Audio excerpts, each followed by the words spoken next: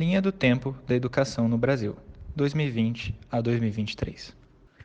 Seguindo a linha do governo Temer, verbas foram substancialmente diminuídas, principalmente para a área de ciências humanas, que, em uma lógica neoliberal, não oferece benefícios suficientes à sociedade para justificar tais investimentos. Com o discurso de combate ideológico à balbúrdia presente no ensino superior, os investimentos da educação foram sucessivamente reduzidos no Orçamento Geral da União, representando apenas 4,7% do montante total. Devido à política econômica focada na austeridade fiscal, tendo em vista o cumprimento do teto de gastos, o setor sofreu com escassez de dinheiro e a mercantilização da educação para o capital privado ganhou ainda mais força. Em 2020, o Fundo de Manutenção e Desenvolvimento da Educação Básica e de Valorização dos Profissionais da Educação, o Fundeb, foi sancionado pelo Congresso Federal. Desse modo, passou a garantir uma verba mínima e estável para a estruturação do ensino básico em todo o território nacional. O fundo possibilita a ampliação do acesso e da qualidade do ensino para milhões de alunos em todo o país, principalmente nas áreas mais carentes. Por ser um mecanismo de redistribuição de recursos, garante que as escolas com menos condições financeiras tenham um financiamento mais apropriado. O modelo cívico-militar nas escolas públicas, diferente do modelo militar, permite que professores civis lecionem enquanto militares da reserva, capacitados pelo Ministério da Defesa, ficam a cargo da administração e disciplina. Tal modelo sofreu resistência por parte de alguns educadores e juízes. Mesmo assim, o programa construiu 216 escolas em todo o país. O ano de 2020 foi marcado pela pandemia do coronavírus, que afetou gravemente todas as esferas da nossa sociedade, principalmente a área da saúde. Contudo, a educação também sofreu com a Covid. Por exemplo, com o fechamento das escolas, devido à Covid-19, acabou afetando de forma desigual as crianças. Por exemplo, nem todas elas tinham o acesso necessário para continuar aprendendo durante a pandemia. Ou seja, a lacuna no nosso ensino, que já era muito grande, acabou por aumentar ainda mais.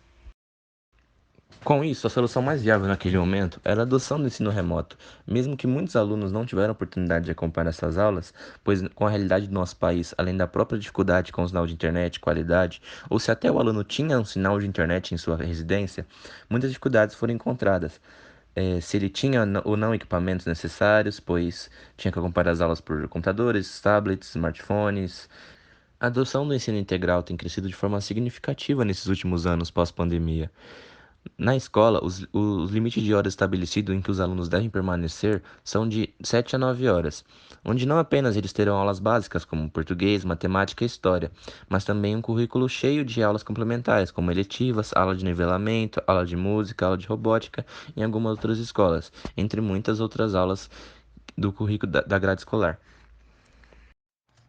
No campo político, entre os anos de 2020 e 2023, o Brasil vivenciou inúmeras mudanças de gestão dentro do Ministério da Educação.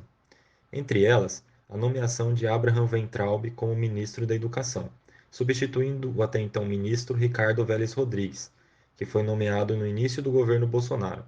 Weintraub ficou no cargo de abril de 2019 a junho de 2020, quando foi substituído por Carlos Alberto Decotelli. Decotelli ficou apenas 5 dias no cargo e logo foi substituído pelo ministro Milton Ribeiro, que ficou no cargo entre março de 2020 e junho de 2022, sendo o ministro mais longevo na função durante o governo Bolsonaro.